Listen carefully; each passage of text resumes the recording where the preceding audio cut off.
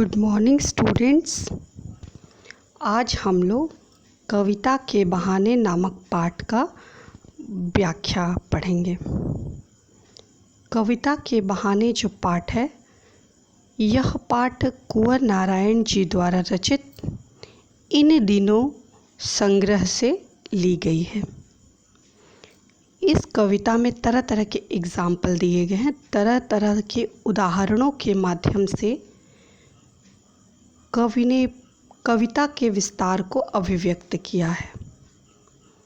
इस कविता में बताया गया है कि आज का जो मनुष्य है वो यांत्रिकता की ओर यानी मशीनीकरण की ओर ज़्यादा उन्मुख हो रहा है। आज सभी मनुष्य के अंदर जो मनुष्यता का गुण होता है, संवेदनशीलता, भावनाएं, धीरे धीरे ये सारी चीज़ें समाप्त होती चली जा रही हैं और मनुष्य वो मशीन बन कर के रह गया है। इसी संदर्भ में कवि ने बताया कि आज के परिवेश में लोग कविता के संदर्भ में आशंकित हैं कि कहीं कविता का अस्तित्व ना समाप्त हो जाए। तो कवि ने ऐसे लोगों के जो मन में भ्रम है, उन भ्रम को दूर करते हुए स्पष्ट किया कि कविता के ऊपर कभी संशय नहीं किया जा सकता। कविता का महत्व तब भी था, आज भी है और सदा सर्वदा बना रहेगा। इसी संदर्भ में यह कविता लिखी गई है, कविता के बहाने। इसका संदर्भ इस प्रकार होगा। प्रस्तुत पद्यांश हमारी पाठ्य पुस्तक आरोह भाग 2 के कुंवर नारायण जी द्वारा रचित इन दिनों से संकलित कविता के बहाने नामक पाठ से ली गई है। आपको इसको अलग तरीके से भी कह सकते हैं। हिंदी के मूर्धन्य कवि, विद्वान कवि कुंवर नारायण जी द्वारा यह कविता वो रचित है। आइए हम अब इसका प्रसंग पढ़ते हैं। संपूर्ण जो पद दिया हुआ है, कविता दी हुई है, इस कविता का जब हम प्रसंग पढ़ेंगे तो आप कहेंगे कि प्रस्तुत कविता के माध्यम से कवि ने कविता की संभावनाओं को अभिव्यक्त किया है।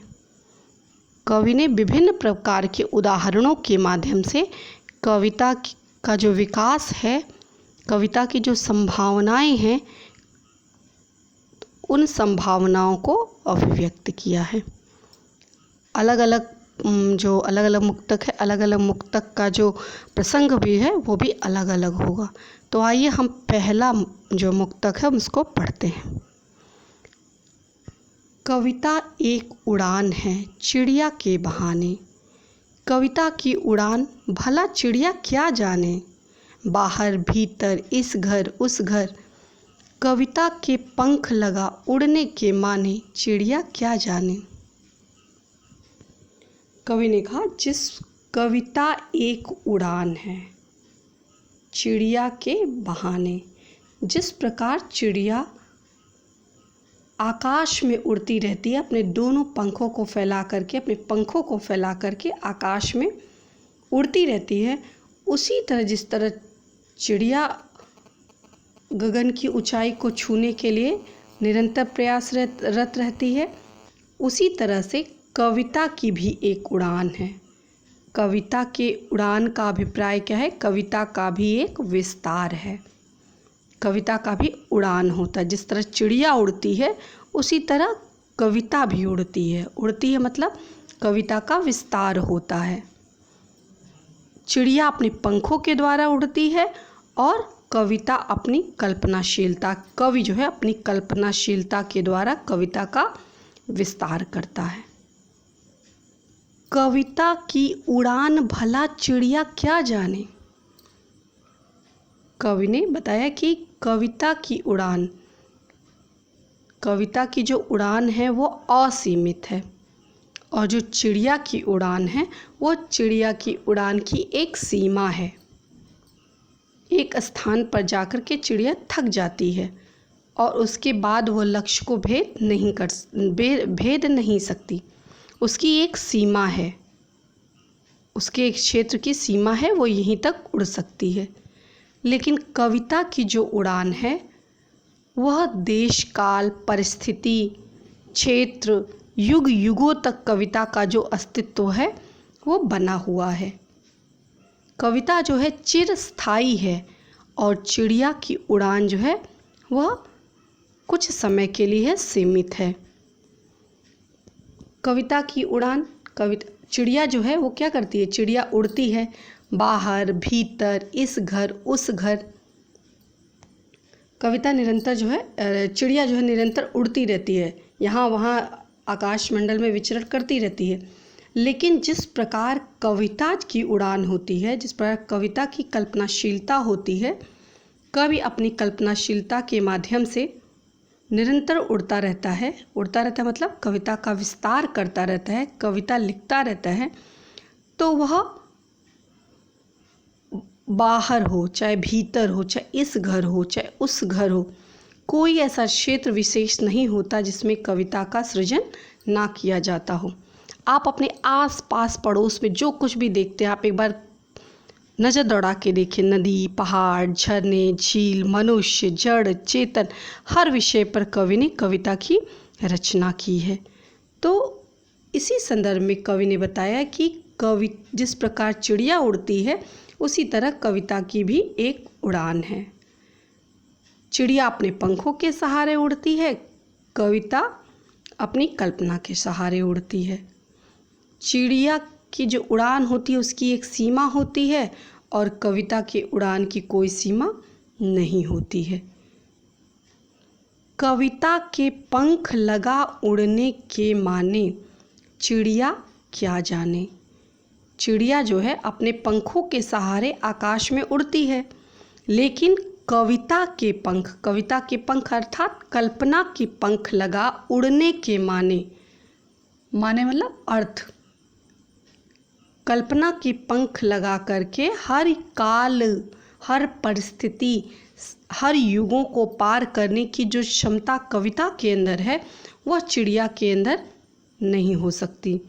तो यहाँ पे लिखा है चिड़िया क्या जाने, यहाँ पे जो है प्रश्नालंकार होगा। तो आई होप आप लोग को ये जो पैराग्राफ, ये जो पद है ये आपको समझ में आया होगा। कविता के बहाने कवि ने कविता के विस्तार की जो तुलना है, समानता जो है चिड़िया के माध्यम से की है कि जिस प्रकार चिड़िया आकाश में उड़ती है उसी प्रकार कविता भी विस्तार पाती है। चिड़िया जो है पंखों के सहारे उड़ती है, कविता जो है वो अपनी कवि की कल्पना के सहारे विस्तार पाती है। और कविता जो चिड़िया की उड़ान है उसकी एक सीमा है, लेकिन कविता की उड़ान की, कविता के विस्तार की कोई सीमा नहीं होती। कविता जो है हर देश काल परिस्थिति युगों युगों तक जो है चिरस्थायी जो है बनी हुई रहती है। तो इस प्रकार यह पहले पद की पहला जो मुक्तक है इसकी व्याख्या है। आइए अब हम शिल्प सौंदर्य देखते हैं। सबसे पहले हम देखेंगे बहाने जाने माने। तो यह सब क्या है, तुक है, तुकांत है। दूसरी महत्वपूर्ण बात, र वर्ण की आवृत्ति है, घर घर बाहर भीतर। तो यह क्या है, यह आपका अनुप्रास अलंकार है। इसी तरह से यह चिड़िया क्या जाने प्रश्न पूछा गया है, तो यहाँ पे क्या होगा कि आपका प्रश्नालंकार होगा। सरल सहज, एक तो आप बोलेंगे कि हिंदी खड़ी बोली का प्रयोग किया गया है, और दूसरी सरल सहज भाव अनुकूल भाषा का प्रयोग किया गया है। और हम हर कविता में पढ़ते तो कहते हैं कि इस कविता में गीतात्मकता का गुण विद्यमान है, लेकिन यह इस कविता में गीतात्मकता का गुण विद्यमान नहीं है। यह गेय शैली में नहीं लिखा गया, मतलब इस कविता को हम गा नहीं सकते। आजकल की बहुत सारी कविताएं गीत आ रहे हैं जो गद्य को पद्य बनाया जा रहा है, वो अलग बात है, लेकिन जो लय तुक छंद हम देखते हैं इसमें जो है वह नहीं है। तो यानी गीतात्मकता का गुण इसमें विद्यमान नहीं है। तो कवि ने चिड़िया के माध्यम से कविता के विस्तार को स्पष्ट किया है। तो आई होप आप लोगों को समझ में आया होगा। और एक महत्वपूर्ण बात यहाँ पे, कविता की उड़ान भला चिड़िया क्या जाने, भला चिड़िया क्या जाने, यहाँ पे काकवक्रोक्ति अलंकार है।